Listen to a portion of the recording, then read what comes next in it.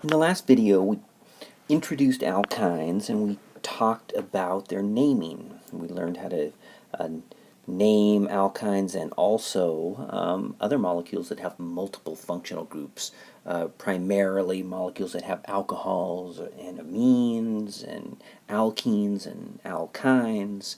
And those different combinations. So in this video, we're going to start looking at the reactivity of alkynes. We're going to first remind ourselves of the three-dimensional structure and bonding of alkynes. We talked about that back, I think, in Chapter 1. And then we're going to compare the reactivity of alkynes to alkenes, and we're going to look more in detail at what type of reactions can take place. And we're going to start out by using the addition of hydrogen halides like HBr and HCl. We're going to use these as kind of model systems to discuss the differences in reactivity. So remember that alkynes are like alkenes in that they have carbon-carbon pi bonds. Remember, if we look at the structure of an alkyne, this carbon is bonded just to two other atoms, and so it needs to have two equivalent orbitals to make sigma bonds to those two different atoms. So in order to do that, remember what we did is we always took an s orbital, and if we want two equivalent orbitals, we need to mix two orbitals, and so we would get an sp hybridized orbital. Remember, if we have an sp, then we have two p orbitals left over as well. So the sp orbitals, there's two of those, and those are used for the sigma bonds. These are showing just the large lobe, so that's the large lobe of one sp hybridized orbital, making a sigma bond with another sp hybridized orbital. And then the other sp orbital is going the opposite direction. These orbitals with their electrons want to get as far apart as possible, so they form a linear structure with 180-degree bond angles. So this is the sigma network here, right, between the carbons and between the carbons and hydrogens. We then have two p orbitals left over on each of the carbons, and those p orbitals form the pi bonds. So we see that we have a pi bond here, and then it would be back behind here, and we can form a second pi bond from the other p orbitals that are perpendicular to the first pair. All right, so notice that these are both at 90 degrees here, and so in that way, to have a triple bond, it is always made up of from one sigma bond plus two pi bonds. All right? So just like we saw in alkenes, it's going to be the pi bonds that do the reacting. Remember that that sigma bonds are stronger than pi bonds. Okay, and so it's those sigma bonds that provide the reactivity. So let's think about a couple of types of questions that we might have if we want to look at alkyne reactivity. So these reactions are going to start in the same way as we saw for alkenes. They are an electrophilic reaction. We're going to do electrophilic addition reactions, just like with alkenes.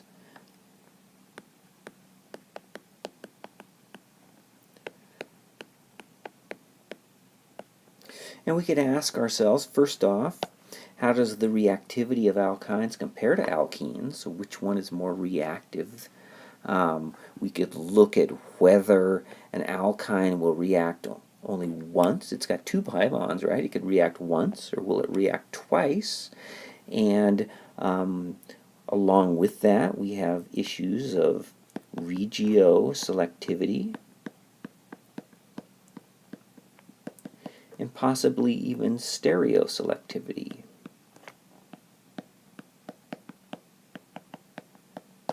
All right. If it's going to react a second time, where was the second bromine end up? So this again is a question of regio selectivity.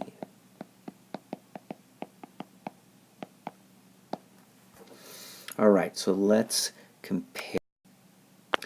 When we talk about reactivity differences, we're going to be looking at differences in rates of reaction. Okay, so let's just say that our differences in reactivity equals rates.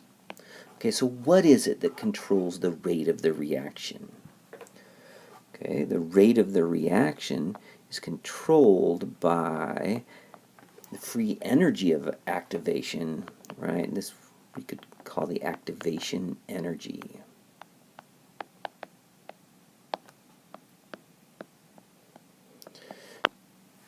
Remember that the rate of the reaction, or the free energy, is measured by the difference in the reactant and the energy of the transition state. Right? So it's this energy right here, which is the free energy of activation. All right, so there's two different things that we have to take a look at. First are the relative energies of the reactants. Okay, so what's more stable, an alkene or an alkyne?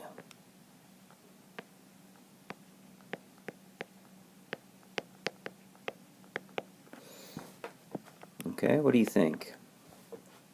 All right, we said that pi bonds are less strong than sigma bonds, so the more pi bonds we have, the higher in energy the species is going to be. So we saw before that an alkene is higher energy than an alkane, right? Because we looked at heats of hydrogenation, and we did hydrogenations. We went from an alkene to an alkane, and we went down in energy.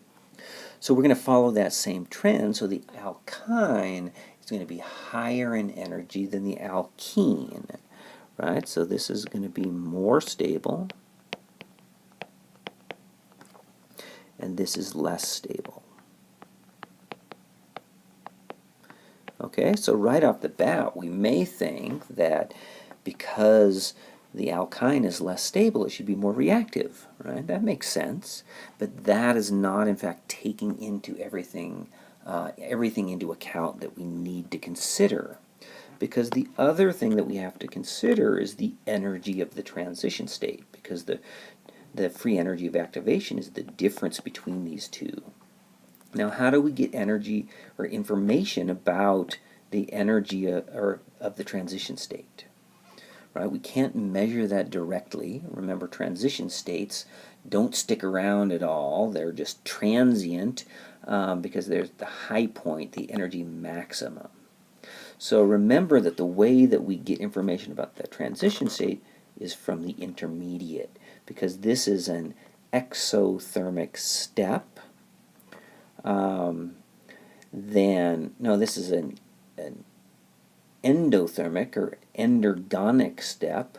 We can get information about the intermediate, and we can imply from that information about the transition state.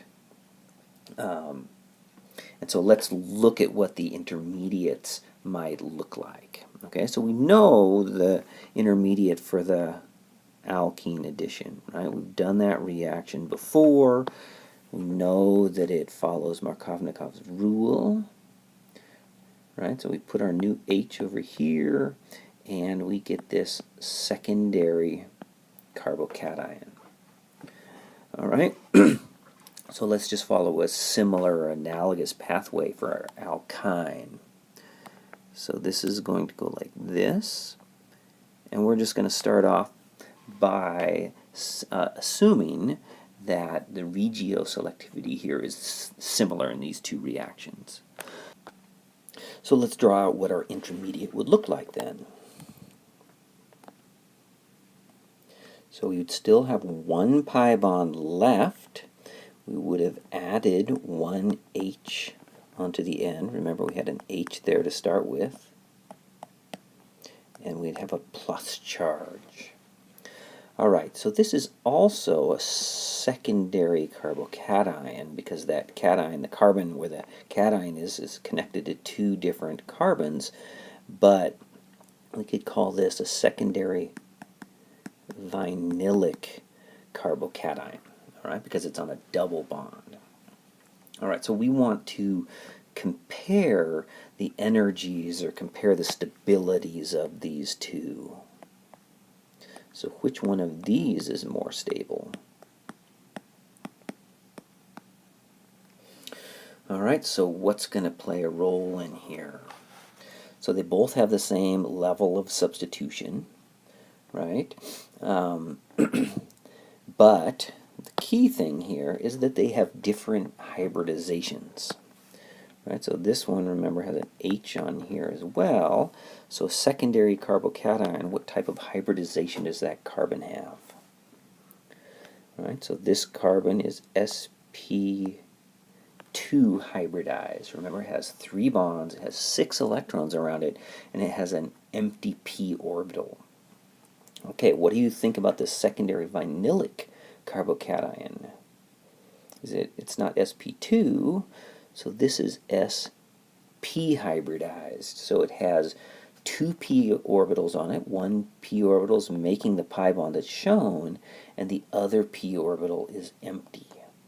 All right, so what's going to be more stable, a cation on an sp hybridized orbital or on an sp2 hybridized orbital? Okay, so the thing that plays into this is differences in electronegativity. Okay, so what we generally say is that a sp hybridized orbital is more electronegative than an sp2 hybridized carbon. So this is less electronegative.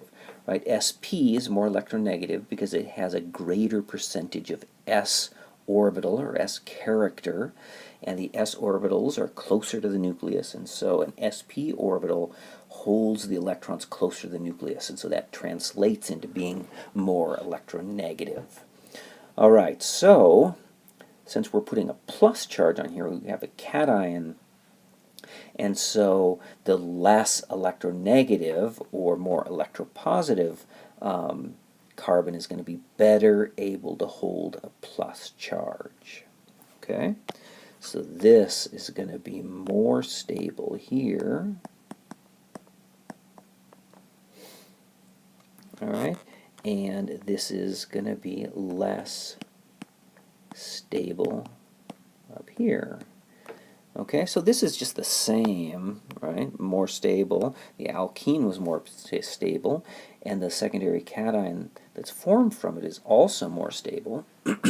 And so in order to understand the relative reactivities, though, we need to know the differences in the energies of this cation in the starting material and this cation in this starting material. Okay, so let's look at a reaction coordinate for this.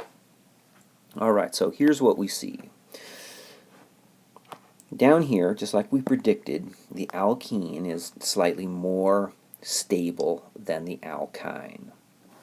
All right, but what we can also see up here is that there's actually a greater energy difference between this vinylic cation and the alkyl cation. So the secondary vinylic cation and the secondary alkyl cation.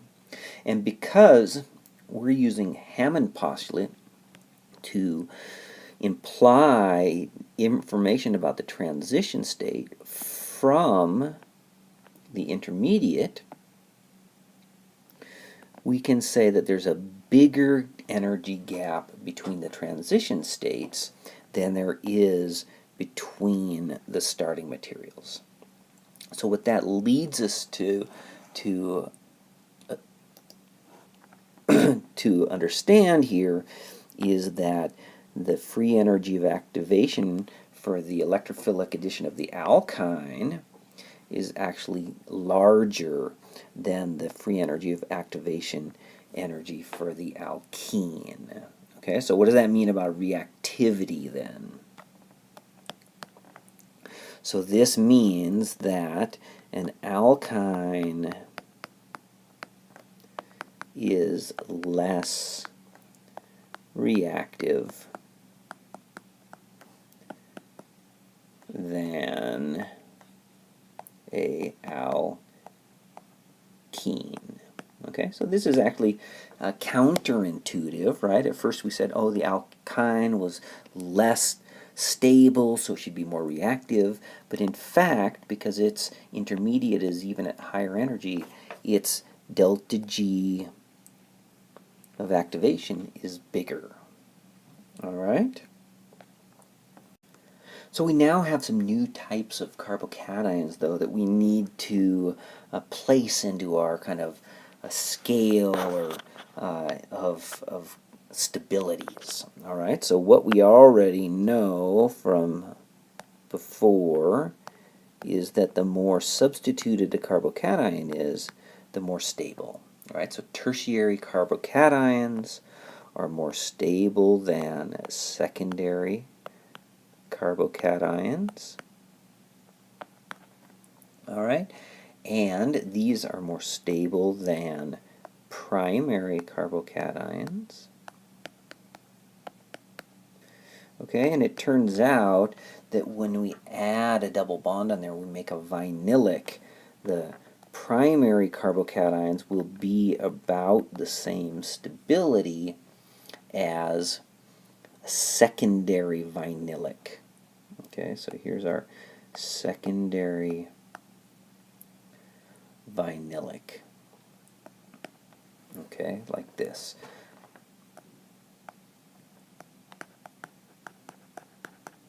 Okay, so making a vinylic shifts it kind of one step lower in stability. So secondary vinylic is the same as primary alkyl.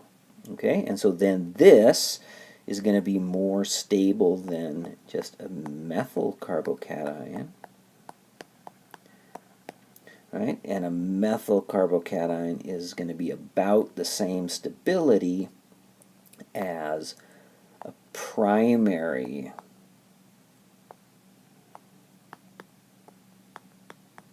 vinylic. So this is primary vinylic.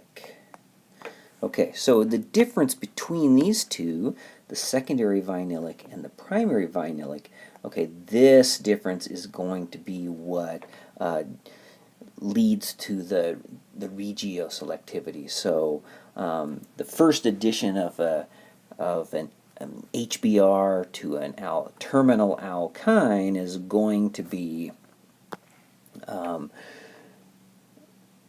essentially follow Markovnikov's rule, okay, just like with an alkene.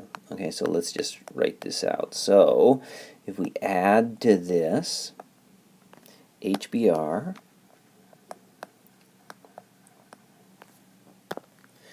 we are going to get, we have an H here, and then we're going to have our new H and our new, I can't fit this in here very good here. Here's our new Br. Okay? So we put the bromine, and let's redo that. We put the bromine at the more substituted position. Okay, so this. So bromine goes here, H, and H. So essentially this follows Markovnikov's rule. Okay, because of the difference of these in energy of these two types of vinylic carbocations. Okay, so the next question then is whether once we add one HBr, will it react again, or can we stop it after the single addition? All right, so in order to understand this, we have to compare the reactivities of these two. Okay?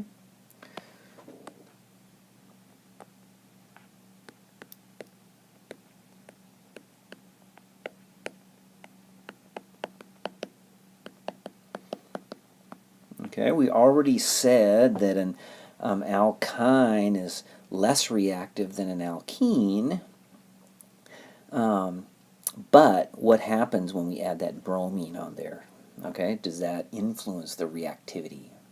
Okay, so in fact it does, and what we have is we have a bromine that is more electronegative than carbon.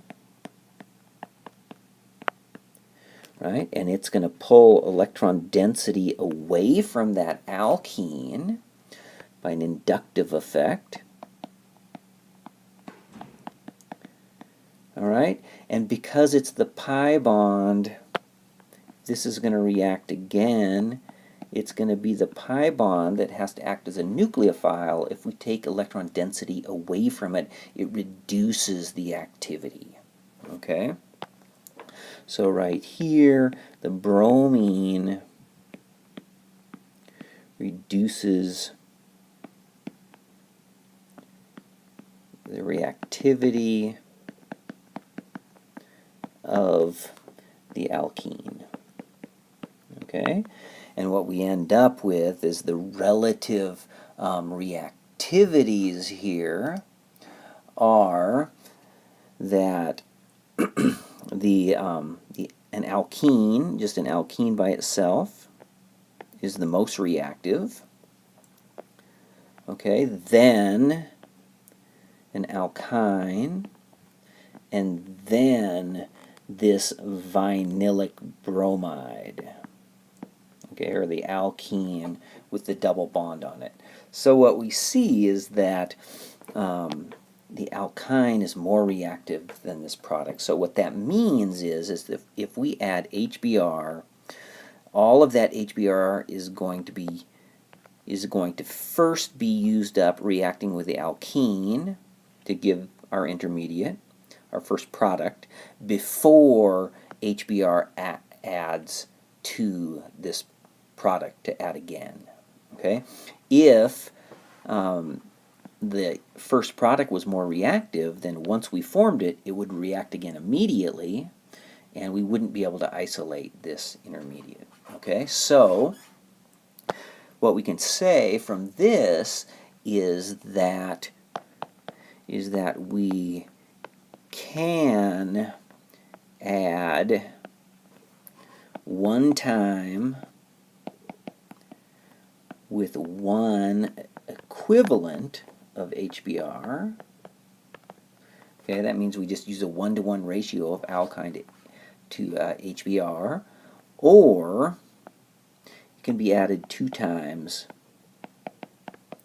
with 2 equivalents of HBr, or we can just use an excess of HBr in this case as well. Okay, so that gives us some flexibility as far as what we can do here. Okay, so if we're going to add the second HBr, then where is it going to go? Okay, so we know already that this is our first product. All right, and so if we add HBr to this, where's the first bromine going to go? So first the H is going to attack. Right, so it follows the same mechanism that we've seen before, and so we get 2 possible carbocations. Right, we could either get the new H. Here, let's put these H's on here. We could either put the new H where the bromine is. this would be CH2, we'd get this primary carbocation. Or we could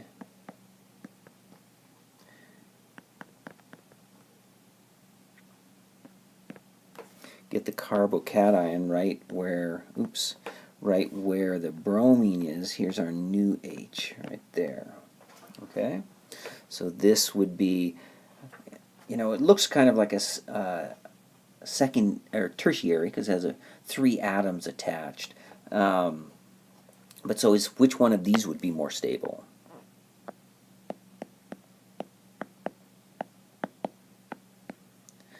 Okay, so we know that primary is not very stable.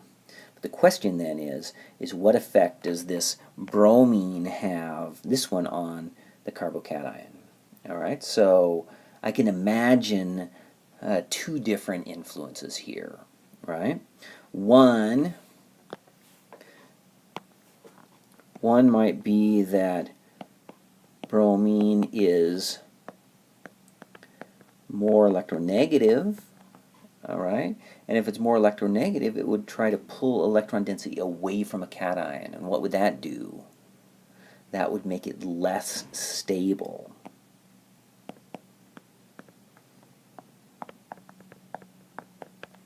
Okay, the second thing is, that may not be as obvious the way I've drawn it right now, is that remember that bromine has 3 pairs of non-bonding electrons on it. And if that bromine donates a pair of its electrons to that carbocation, we can form a resonance contributor that has a double bond here.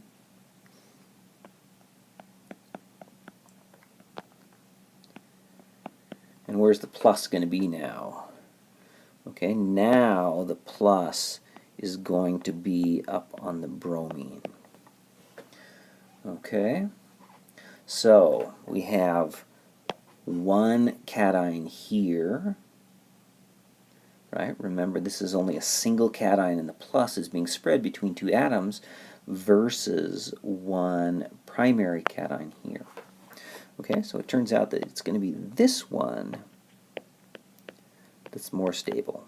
Okay, in general, if we add more resonance, it makes it more stable, and this new resonance structure is more stable, is even more stable. This one's even more stable than this one over here, because this one, all of the atoms in this molecule have complete octets of electrons.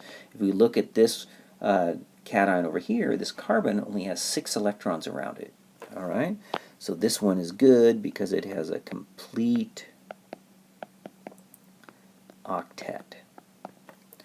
All right, so the cation that has the plus where the bromine is going to be the one that's more stable.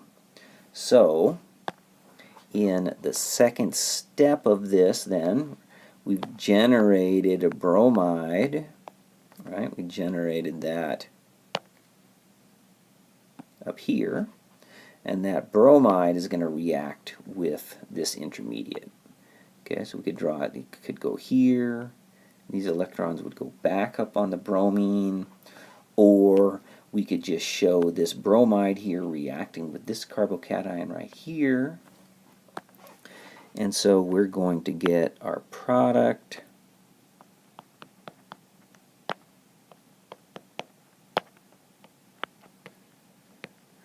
where both of the bromines are on the same carbon. Okay, we call this a geminal dibromide.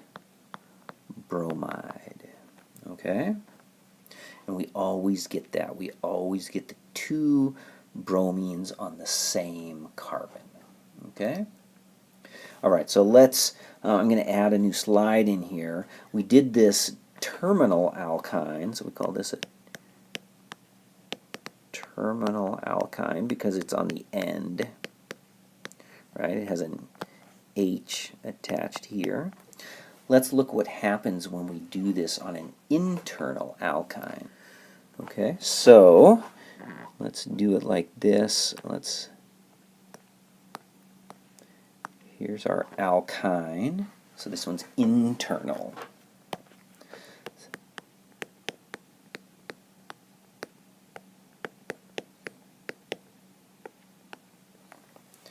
All right.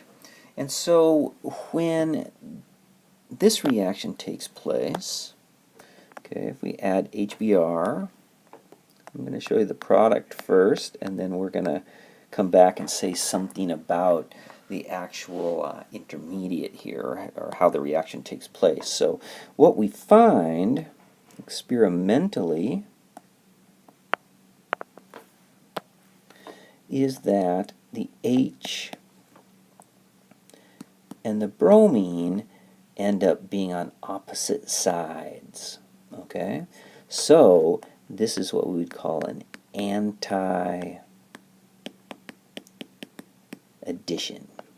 Alright?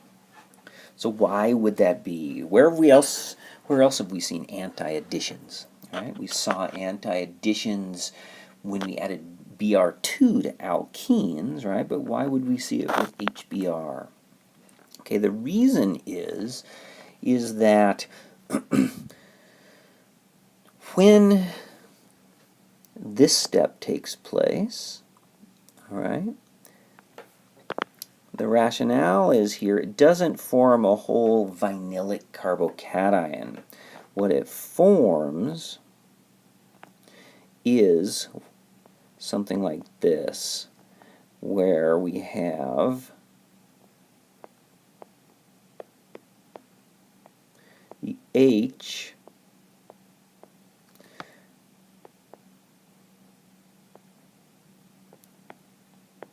coming down onto that pi bond. Okay, so it comes directly down onto it, putting a delta plus on this hydrogen and a delta minus on the bromine. And so then when another bromide comes in, it doesn't have to be that bromide that I have there, it could be a bromide from a different molecule, comes in from the side opposite that the H is on there. It goes like this.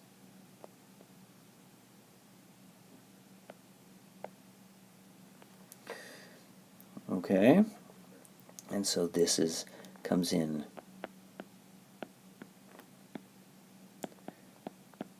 from the opposite side.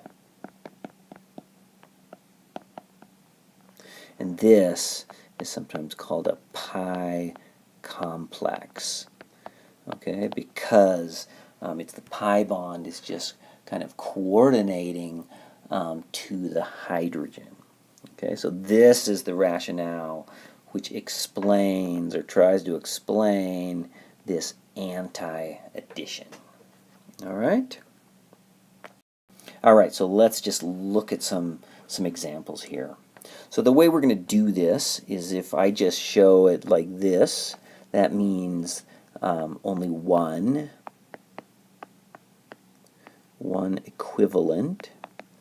All right, so it means a 1-to-1 ratio between the alkyne and the HCl. We're going to contrast this to saying excess, right? So we're going to have 2 times or more of HBr in this case. So when we only have one, we get a single addition, and we're going to form our double bond. We're going to have a pi bond left over, and we're going to have a chlorine at the more substituted side. Right, so we get this vinylic chloride. All right, if we have 2 of them, then we know that both bromines are going to end up on the same carbon. So we're going to get this geminal dibromide, and the 2 new H's would be out there on that methyl group. Okay? The next one, we only have one. We only have one here. And so this is like the example that I showed you.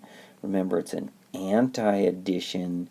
We're going to get the H on one side and the bromine on the other side. So this is an anti-addition. So in this case, what do we? Cis or trans doesn't really work for this. We're going to have to use E or Z. What would this be? E or Z? All right. So this would be high, right? And this would be high. These are on the same side, and so we end up with the Z product. All right. So what about the next one? So this one is symmetrical, but this next one is not. So, so in this case, we're going to end up with a mixture of two compounds, right? The H could go onto either side. It's equally substituted, and so the chloride would go on the other. But then in the second step, wherever the first chlorine goes, the second one's going to go. So we could get this product, and maybe we get this one here. Okay, but they're both geminal products.